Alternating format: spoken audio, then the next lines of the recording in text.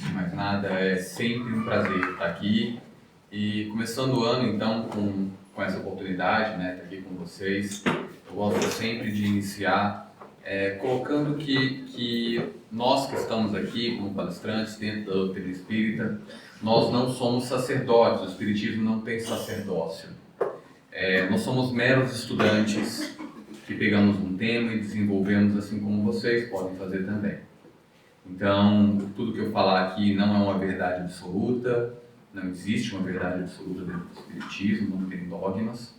Vocês vão passar, vão receber, né? Infelizmente, pelo modelo de palestra, ele é bem passivo, né? Vocês recebem, vão passar pelo filtro de vocês, da razão de vocês, e o que ficar em vocês já é para mim uma grande bênção, já é para mim uma grande semente.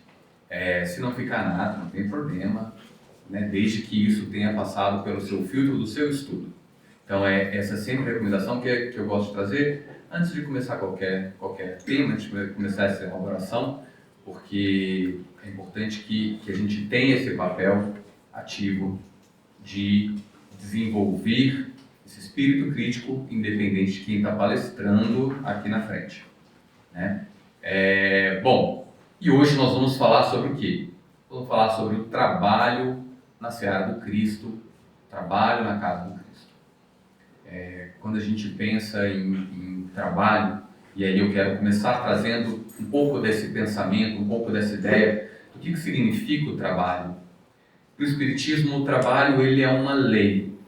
O Livro dos Espíritos traz no capítulo A Lei dos Trabalhos, dentro dos capítulos que trazem sobre as leis, que são como se fossem leis naturais.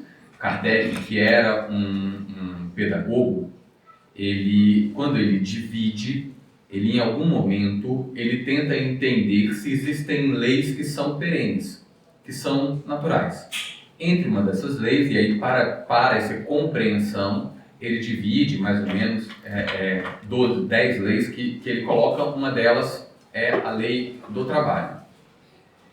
E ele considera que essa lei, ele pergunta, o trabalho ele é uma necessidade para o homem? E a resposta dos espíritos, sim, ele é uma necessidade. E ele fala, mas a natureza não trabalha. Os espíritos falam, não. A natureza trabalha o tempo todo. Ela trabalha e ela cresce porque ela precisa se conservar. Agora, para vocês, o trabalho ele é aliado à inteligência. E isso gera uma coisa que para nós faz toda a diferença. E esse é o motivo pelo qual trabalhamos, que é a evolução, o progresso. Então, quando a gente pensa em desenvolvimento pessoal, em desenvolvimento do espírito, em reforma íntima, nós estamos pensando diretamente em trabalho. E quando nosso irmão leu o Evangelho hoje, nós pegamos, se a gente pega exatamente aquela frase que fala assim, para não fazer o mal, basta a inércia. Para fazer o bem, é necessário uma posição ativa. Ou seja, é necessário o espírito em movimento para fazer o bem. Para não fazer o mal, basta a inércia. E a inércia, como nós conversamos, né? Nós começamos falando sobre isso, ela é, em tese, contrária a uma lei natural, a uma lei divina, que é exatamente essa lei do trabalho. Trabalho que nos desenvolve.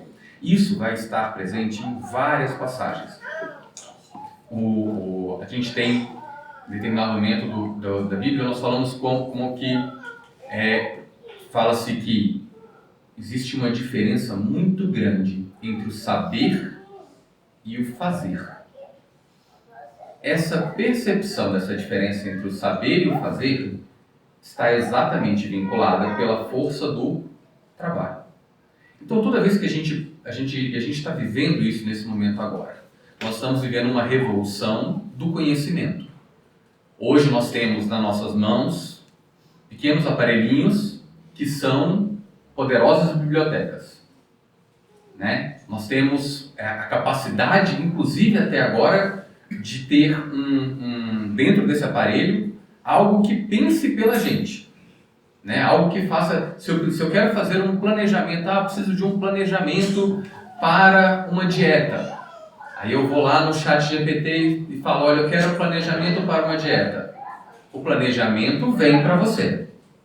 Executar é que muitas vezes é outros 500. Eu quero um planejamento para criar um grupo de caridade dentro do centro espírita para... O planejamento vem. Criar o grupo é uma outra dificuldade. E essa revolução do saber que a gente está vivendo nesse momento vai trazer para a gente uma valorização daquilo que vai ser o trabalho.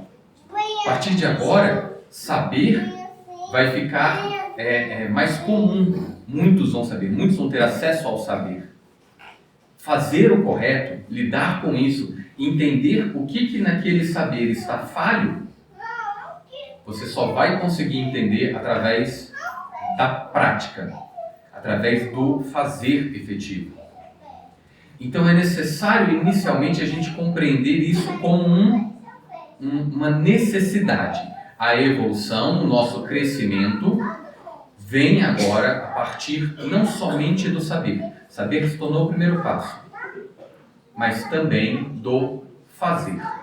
Esse é uma percepção que a gente vai estar cada vez mais desenvolvendo. E isso vai ser natural. A pessoa que a gente sabe que essas inteligências artificiais muitas vezes se enganam, né? E quando é que a gente sabe que elas se enganam? Quando a gente coloca em choque uma coisa que a gente trabalha diariamente. E aí você percebe que ela não está tão exata com aquilo que ela está falando.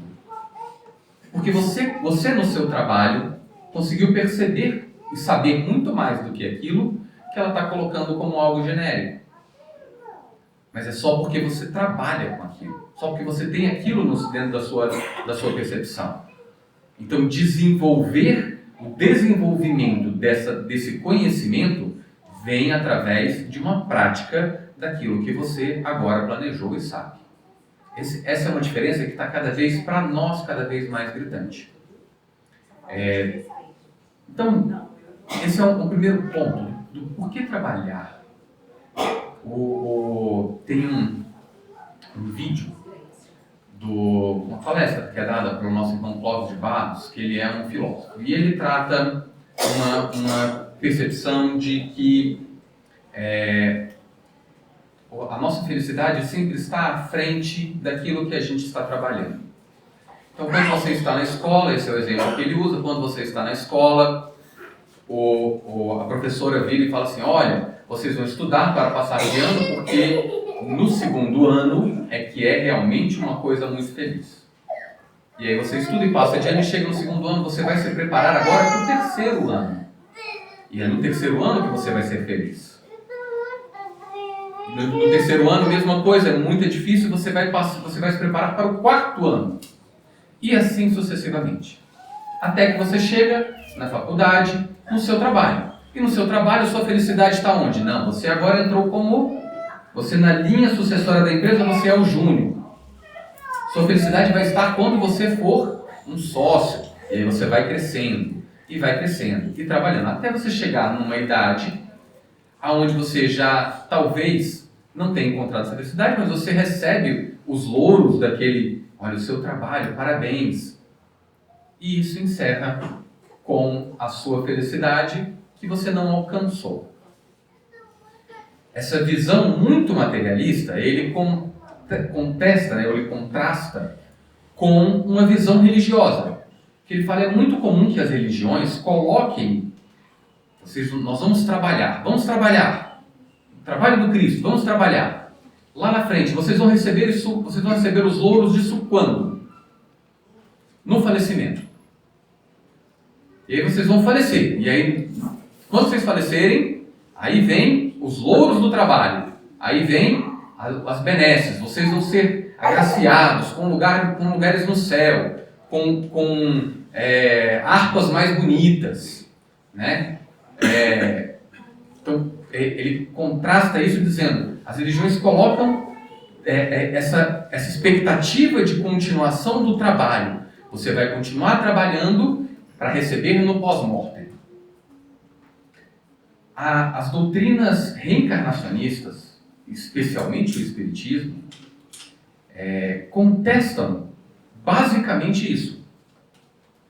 Porque essa percepção, o que ele está tentando trazer é uma ideia nihilista, uma ideia trazida por Nietzsche, dizendo que todo esse trabalho, toda essa força de trabalho, que ela é motivada por um crescimento ou por algo a alcançar, ela não se valoriza. Porque você nunca alcança aquele algo, está sempre à frente da sua vontade.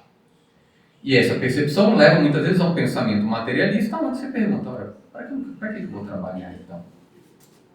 Aonde está esse trabalho? E nas doutrinas reencarnacionistas, nas doutrinas, não só no Espiritismo, quando eu digo doutrinas reencarnacionistas, são todas aquelas que acreditam na reencarnação. A percepção de que o trabalho não esmorece. O trabalho não vem por uma recompensa. Ele não vem por uma recompensa. O trabalho em si é a recompensa. Ele é um caminho que já te leva à recompensa. Quando a nossa irmã leu a passagem de hoje, a passagem de hoje diz o seguinte: os nossos irmãos desencarnados estão na luta pelo progresso como nós. O que é estar na luta pelo progresso? É exatamente continuar trabalhando. E é isso que nós vemos em toda a literatura espírita. Você desencarna, o que é que você vai fazer no plano espiritual? Você vai receber as glórias do seu trabalho? Talvez. Mas de qual trabalho?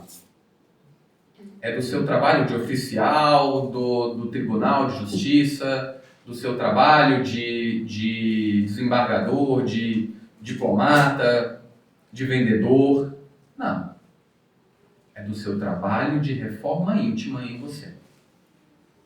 Esses são os louros que você vai receber. Porque lá no plano espiritual, ainda tem trabalho por fazer. E não é pouco. Quando André Luiz desencarna, esse é o primeiro choque que ele tem. No livro Nosso Lar, a percepção dele de que, olha, cheguei no plano espiritual, sou um médico. O primeiro choque que ele tem, primeiro é passar pelo umbral e ser considerado como um suicida. E o segundo é perceber que tudo aquilo que ele tinha angariado de conhecimento sobre o corpo humano já não se aplicava mais naquela percepção que ele estava. Ou se aplicava de forma muito pequena. Porque ele estava ali e recebia um alimento que os espíritos falavam, olha, esse alimento é provisório. Daqui a pouco você não vai se alimentar. Esse choque de percepção dele, do que era o conhecimento médico dele, de como ele ainda sofria, apesar da situação de estar já restabelecido em um hospital espiritual, né? Esse é um choque muito grande daquela realidade. E essa percepção de que o trabalho não se encerrou. Esse talvez seja o primeiro ponto onde a gente vai entender que não é a gratificação pelo trabalho em si, ela vai se tornar o próprio trabalho. Porque o trabalho desenvolve. No plano espiritual, nós vamos continuar sendo as mesmas pessoas que nós somos nesse momento. Então, se você não está feliz com o trabalho que você desenvolve hoje, se você não sente o crescimento com esse trabalho que você desenvolve hoje, o que vai te fazer crer que o trabalho do plano espiritual vai fazer com que você se sinta desenvolvendo? Essa percepção da felicidade, essa busca da felicidade, está na percepção do próprio desenvolvimento. E não no resultado específico do trabalho, mas na percepção do teu próprio progresso. Na avaliação que você faz, ou no trabalho de reforma íntima que você faz, de perceber no quanto você já evoluiu com as lutas diárias que você tem. Ou do quanto você já conseguiu desenvolver um trabalho com as lutas diárias que você tem. Esse exercício que a gente faz de parar, de olhar e pensar 5 anos atrás, quem era eu? que eu pensava, o que eu via, e verificar o tanto que você se desenvolveu, por si só, já deve ser a base da tua felicidade.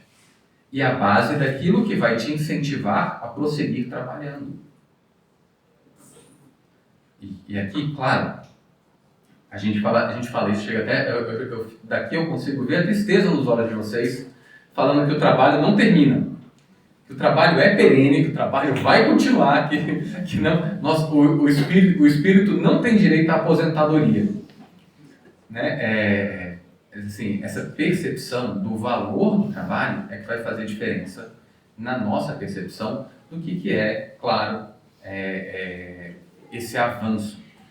E se a gente consegue entender que trabalho para o Espiritismo não é somente esse trabalho que a gente faz material, que nós avançamos e fazemos no nosso dia a dia, que nós buscamos para realizar uma ou outra coisa, para conseguir um ou outro bem específico, e que nós nos sentimos muitas vezes mal pagos, explorados, não conquistando, com dificuldades materiais ainda aqui, com todo esse esforço que fazemos.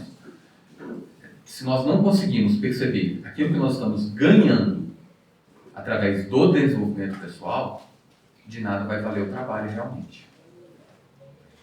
E aonde trabalhar? Então nós conseguimos perceber que o trabalho é necessário, ele é parte do nosso conhecimento. E aonde trabalhar? O que eu preciso fazer? Aonde eu devo então trabalhar? Dentro dessa percepção do que é o valor do trabalho em si, ou da onde a gente tem que se desenvolver, claro que existem a necessidade das pausas e do repouso.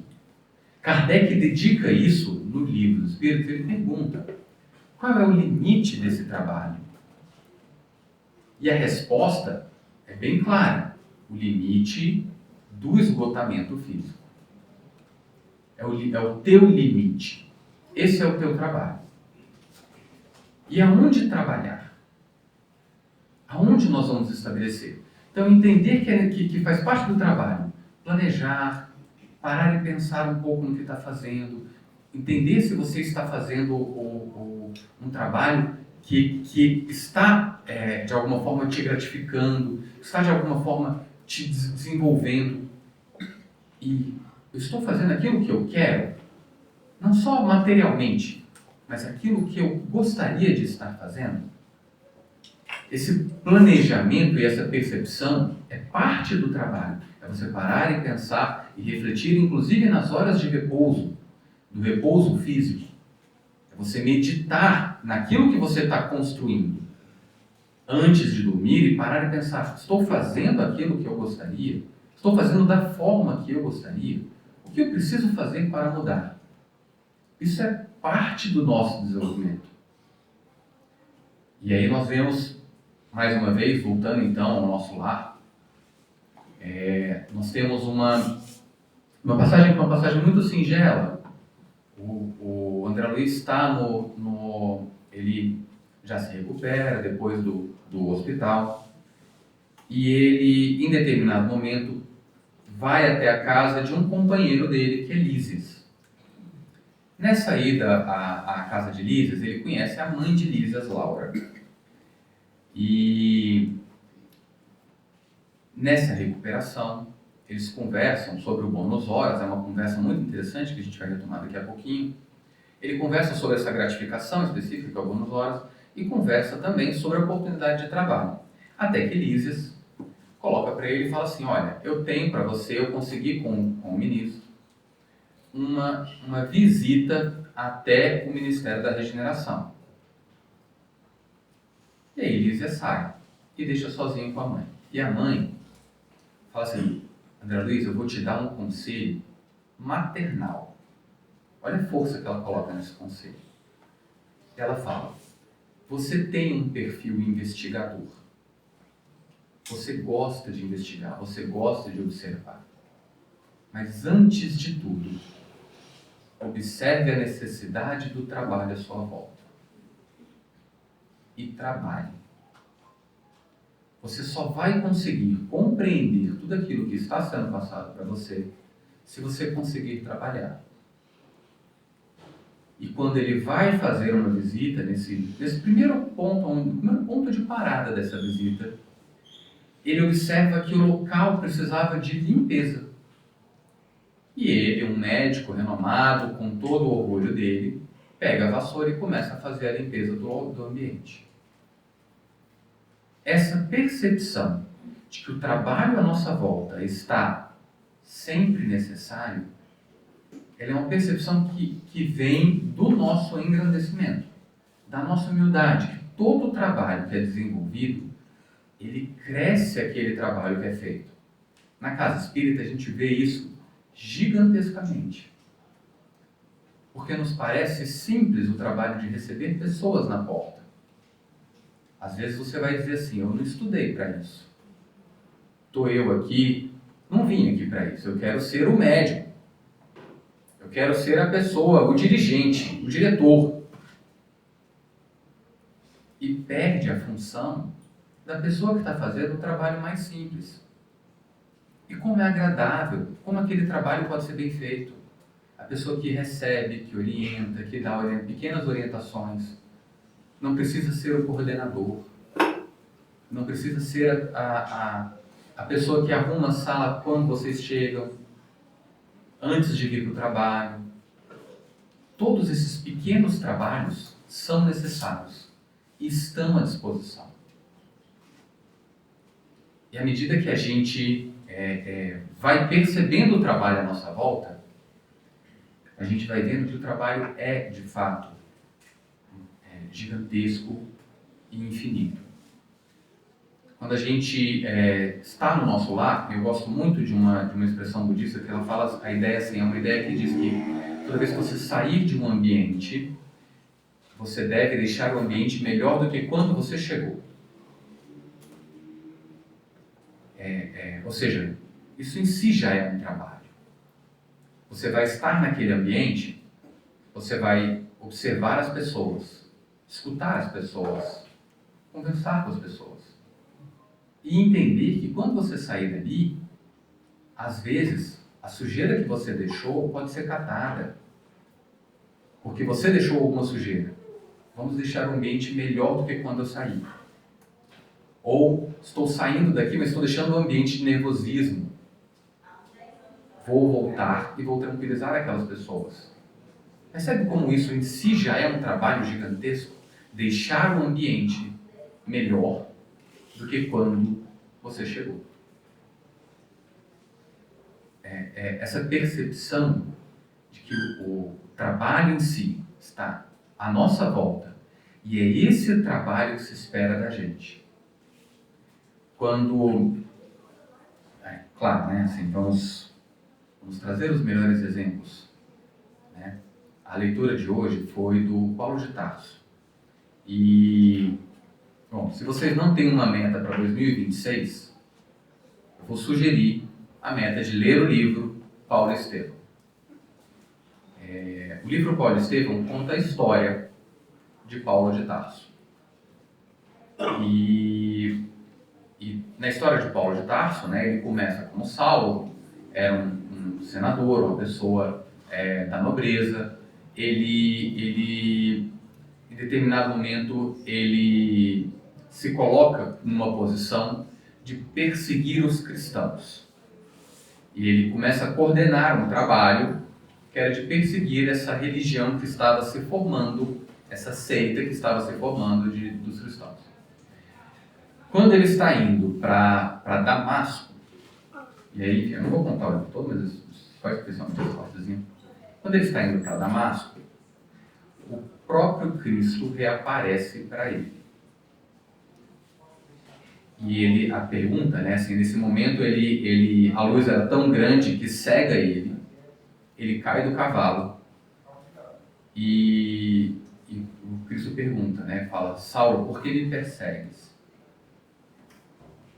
E a pergunta de Paulo de Tarso ela já traz em si um ensinamento. Que ele percebendo que aquele homem que ele estava perseguindo, Cristo já estava falecido. se ele ressurge para ele naquele momento, ele já consegue compreender toda a grandiosidade e valor daquela religião que ele estava perseguindo. Instantaneamente ele se converte. E ele pergunta: Senhor, o que queres que eu faça? A força dessa palavra, que eu acho que tem que perseguir a gente de uma forma como um mantra, para que a gente se lembre e pergunte algumas vezes. Pergunte mentalmente: Senhor, o que queres que eu faça?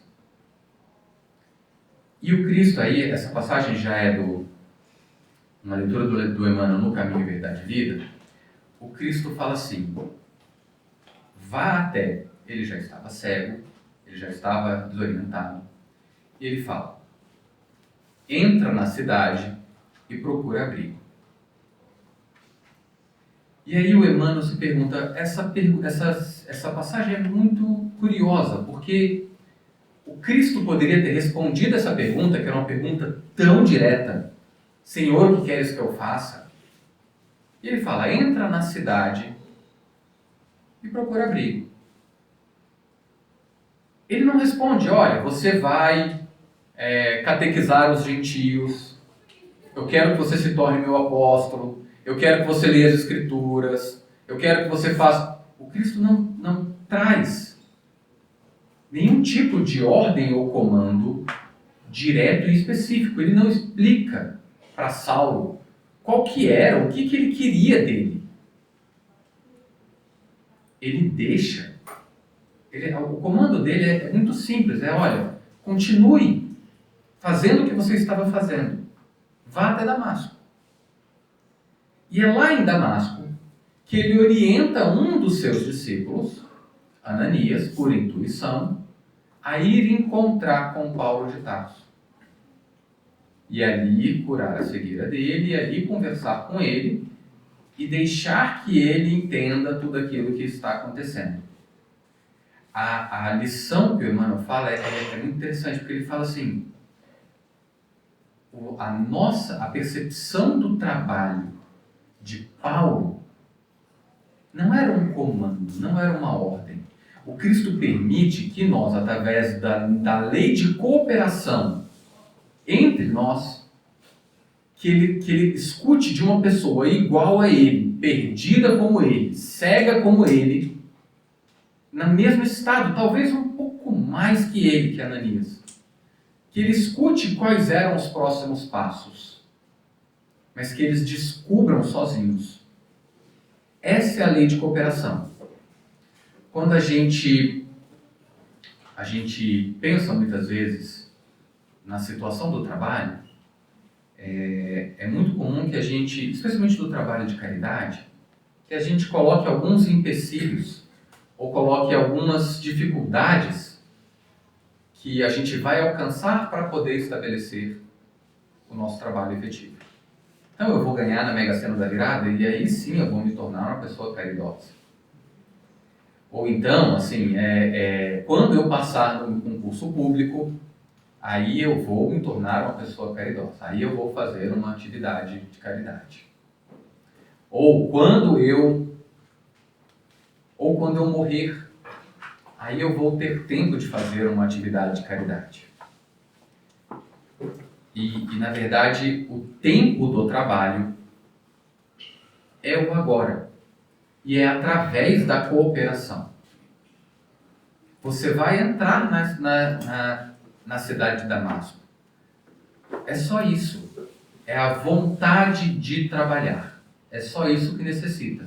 O trabalho vai ser descoberto não porque algum médium, numa sala mediúnica, vai virar para você e falar assim: ele precisa trabalhar na sala tal, na sala X ou na sala Y. Ele precisa estar desenvolvendo o trabalho tal. Não é assim que vai chegar o trabalho até você. Como Bernadette bem colocou, o trabalho aparece para quem está disposto ao trabalho. Ele aparece. A irmã veio e falou que eu queria fazer uma leitura. Ótimo, então tem leitura para você. E é isso. E o desenvolvimento do trabalho acontece dessa forma. A minha esposa fica brava quando eu faço referências a filmes.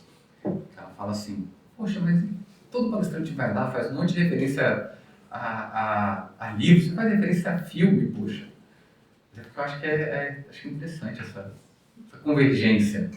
Tem um filme que é um filme bem difícil de ver, assim, porque ele se passa dentro de um teatro, chama Dogville. E em determinado momento, ela é uma pessoa, uma forasteira que chega numa cidade. E a primeira coisa que ela faz nessa cidade é tentar conseguir um trabalho.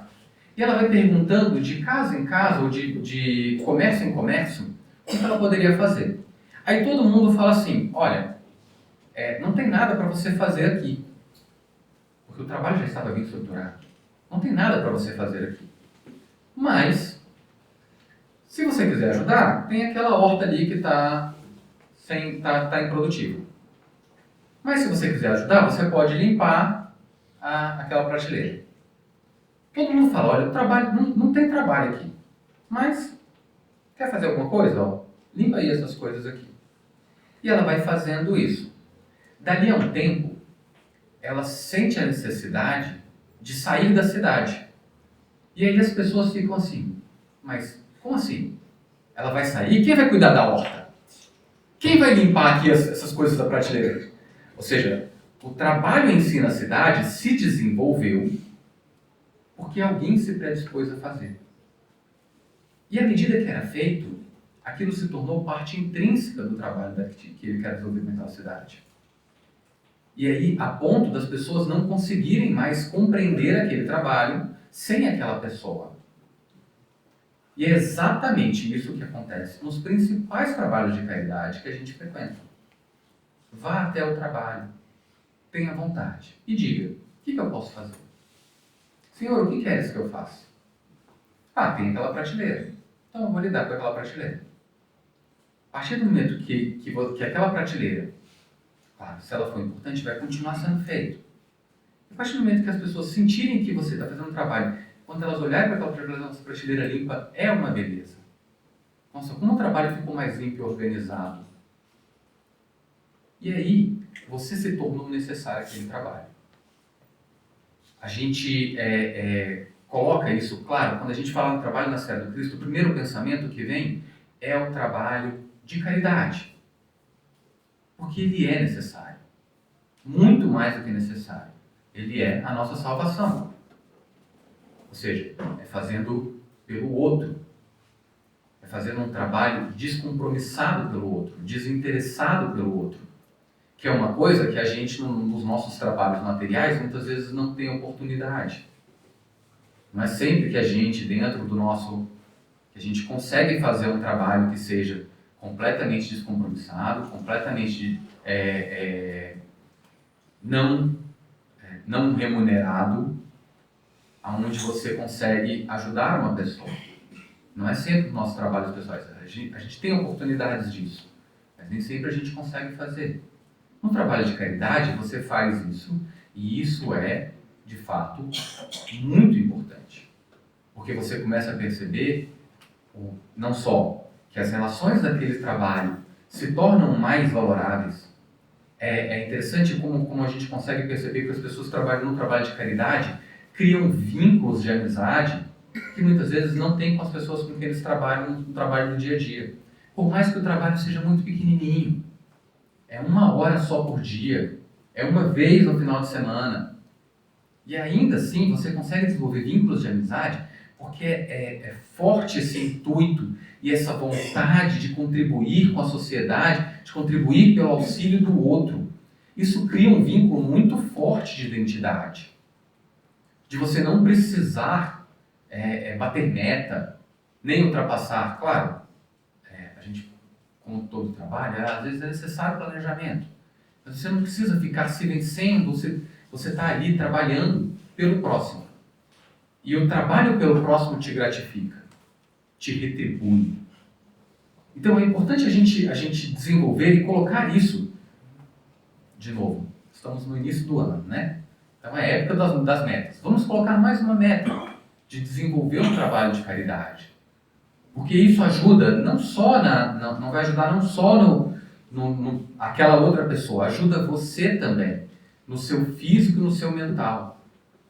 Na parte mental de você se sentir útil, na parte de você sentir que a sua vida tem valor, no contato que você tem com as outras pessoas, para perceber muitas vezes essa relação e perceber que existem problemas maiores que o seu. Tudo isso são benesses do trabalho de caridade, não são o objetivo. Não é para você aquele trabalho, é para outra pessoa, mas são benesses naturais do trabalho de caridade, que muitas vezes a gente passa 40 horas semanais, né, trabalhando e não tem condição de fazer.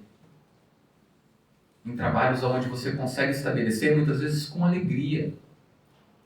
Então, inserir trabalhos de caridade, rotinas de trabalho de caridade, dentro, nem que seja, assim, a gente fala, de novo, o espírita gosta muito de falar isso, falar que o trabalho de caridade moral que é o trabalho real, porque o trabalho de caridade material é só uma pequena gota. Vai tentar fazer um trabalho de caridade material para você ver a trabalheira que é. O tanto de esforço, dedicação, planejamento, cuidado, dinheiro que você joga lá dentro. Tudo isso, é claro, é gratificante. Mas esse trabalho em si, se você considera assim, cara, eu não estou na condição de fazer nenhum trabalho moral, vai fazer o trabalho material para você ver o quanto você tem a contribuir. O quanto todos nós, temos a contribuir. E isso vale para todos os ambientes. Voltando, né? Falando então do livro Paulo Estevam. Quando a gente pensa no trabalho de Paulo, o maior trabalho que ele vai desenvolver é depois que ele está preso. É na prisão, quando ele não tem contato com as outras pessoas. Quando ele não tem mais, quando ele não consegue mais nem falar com as outras pessoas diretamente, é lá que ele começa a fazer as cartas que vão fazer a base moral do cristianismo, que vão concatenar a base moral do cristianismo, as cartas aos núcleos religiosos que ele criou. É lá, na prisão, que ele desenvolve esse trabalho. Então não existe, para nós, o não trabalho. O trabalho está em todo ambiente, está em todo lugar. Para fazer o bem é necessário a atividade. Ah, mas eu não consigo sair de casa. É na sua casa que você vai fazer um trabalho. Eu sempre fico muito encantado, aqui no Guará de vez em quando a gente encontra aquelas casas onde a pessoa pegou o gramado da frente, que não é dela, às vezes até uma distância de 50, 100 metros, e ele cria naquele espaçozinho uma planta, um jardinzinho, um pequeno jardim, que muitas vezes não tem ninguém sentado. Não é um jardim que a pessoa criou para o uso dela. Ela criou para quem quisesse sentar ali, para quem passasse por ali. E essa percepção de que eu estou desenvolvendo uma coisa, não interessa o quê? Que eu estou desenvolvendo para uma pessoa indeterminada, que eu nem sei quem é, mas que passa ali e vai ter aquela beleza nos olhos dela. Mesmo que correndo, numa corrida, passa ali e vê por um segundo aquela beleza, uma frase escrita, uma mensagem deixada. Isso é um trabalho que a gente pode desenvolver muitas vezes sem precisar sair da nossa casa. E é claro, temos o trabalho de casa também. E esse é infinito e gigantesco. Só as mães vão saber o trabalho que é, como é infinito o trabalho de uma mãe. Porque é isso. Todo momento nós temos trabalhos específicos que nós podemos realizar. De novo, qual é o limite do trabalho? É o limite das tuas forças. E essa percepção ela é muito grande, porque você não precisa carregar grandes destinos, não precisa carregar grandes objetivos, não precisa carregar o destino de outra pessoa nas suas costas. Quando a gente fala isso, quando a gente fala do trabalho doméstico, é muito comum que as especialmente mães e pais se sintam culpados muitas vezes pelo trabalho que realizaram muitos anos e não conseguiram desenvolver, ou que não conseguiram, que chegaram num ambiente ou num ponto onde sentem que seu trabalho não está frutificando. É o filho que caiu nas drogas, é o filho que partiu cedo, às vezes por uma situação de desatenção. Enfim, é a relação que se tem que estar de briga entre pessoas de uma mesma família. E essa percepção e essa culpa guardada, dizendo, olha, não fiz o necessário. De novo vem a palavra do Evangelho. É o limite das nossas forças. Ninguém está pedindo mais do que isso. É aquilo que você pode entregar. Então, se você está conseguindo entregar se você está conseguindo entregar minimamente a sua atenção àquilo, você não precisa estar acertando sempre. Você não precisa carregar os resultados daquilo sempre. Os resultados vão vir, o progresso vai vir. Certa vez, em uma sala mediúnica, tinha uma mãe que ela estava passando por uma situação onde ela já tinha 2 filhos que tinham caído nas drogas, apesar da luta dela. E aí ela tinha um caçula. Esse caçula tinha uma diferença de 10 anos para os demais filhos, né? Quando eu falo perdido, um deles estava preso, o outro estava morto. E esse caçula foi o filho, claro, que ela já teve um filho, uma idade de criação, onde ela estava nesse ambiente, onde ela estava nessa briga, nessa disputa com os filhos. Ela já tinha o resultado dos filhos. O avanço, né, dos filhos já tinha acontecido quando ela teve esse caçula. Então ela teve todo o cuidado com o filho, todo o cuidado com a criança. E em determinado momento, esse filho mais novo começa também a ir para o mundo das drogas. E a sensação dela não era outra quando ela entra na sala mediúnica. Era a sensação de perda, a sensação de inutilidade, de luta que foi em vão. E a espiritualidade é bem clara ao falar para ela. Fala assim, olha, você recebeu e você aceitou essa missão de trazer esses 3 irmãos para o seu lar. E você não consegue perceber, mas nós percebemos o quanto a tua luta fez de diferença para esses irmãos. A batalha desses irmãos é deles. Eles precisam enfrentar essa batalha. Você, com o seu amor, evoluiu muito cada um deles. Mesmo que você não consiga perceber isso agora. Essa percepção de que o trabalho sempre evolui, independente do resultado. Ou seja, o trabalho daquele que você se dedica, aquele que você faz, ele sempre evolui. Independente daquilo que ele vai trazer de resultado. E, de novo, o resultado é o trabalho em si, é o teu melhoramento, é o teu desenvolvimento. Esse é o resultado. Essa percepção a gente só tem, claro, se a gente considera os olhos acima do material, acima do que está acontecendo nesse momento. E aí, de novo, só as doutrinas reencarnacionistas que vão conseguir trazer essa explicação. Para mostrar que aquela pessoa está evoluindo e você está contribuindo com a evolução. E eu vou encerrar, a gente já está partindo para o encerramento, né? Mais 5 minutos? Eu vou encerrar com uma mensagem para a gente refletir também. Porque é muito comum, especialmente dentro da casa espírita, que a gente se esqueça disso. Que os trabalhos, especialmente os trabalhos materiais, eles são cíclicos e diversos. O André Luiz vai trazer isso no nosso lar, vai trazer isso também nos mensageiros, onde ele vai até um posto avançado e ele está conversando com uma das diretoras de lá, e a diretora de lá fala: olha, eu estou me preparando para sair. Ele fala: mas como você vai sair? Não, é natural. Eu e o outro irmão, a gente reveza de 2 em 2 anos, a gente dá uma pausa, vai resolver outros problemas pessoais e volta. E a gente vai revezando essa coordenação.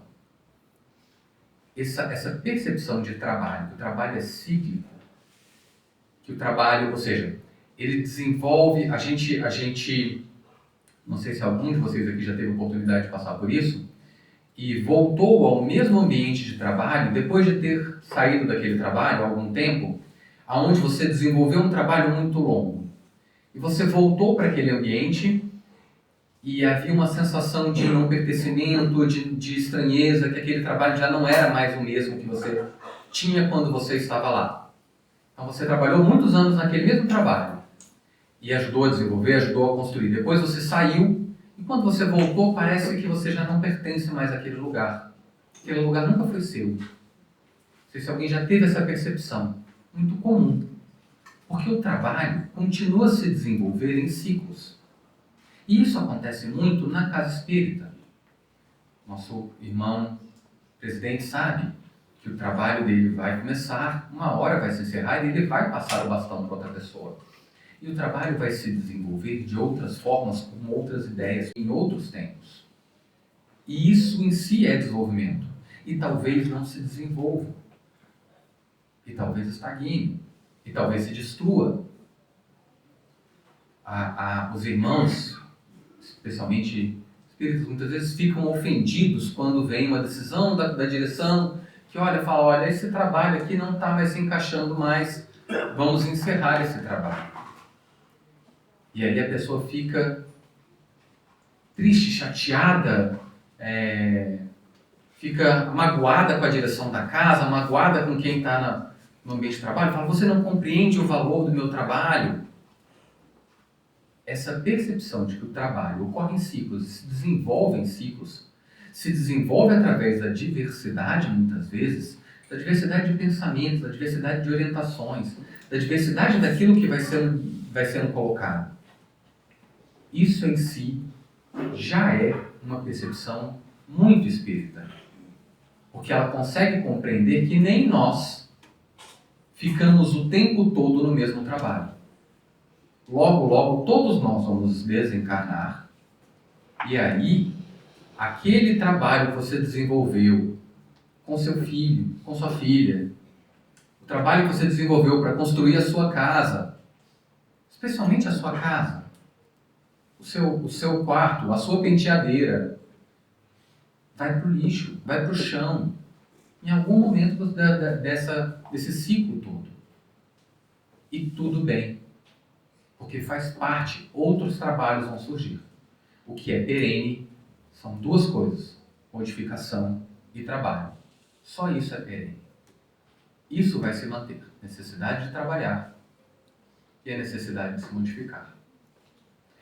Se a gente consegue compreender isso na casa espírita, primeiro, a vontade. Basta a vontade. Segundo, aonde trabalhar? Aonde estiver mais perto. Aonde estamos mais acessíveis. O que está do seu lado necessita de trabalho. O que está junto com você. E terceiro, o trabalho é desenvolvido pelo trabalho. Não pelo resultado que vai ser gerado. O resultado um dia vai perecer. Um dia vai se destruir. E tudo bem se destruir. Tudo bem que ele não prossiga. O valor daquilo que foi plantado durante aquele período já tem o valor do teu resultado. Pessoal, agradeço muito. Você que está assistindo pelo YouTube, dê like, compartilhe. Muito obrigado.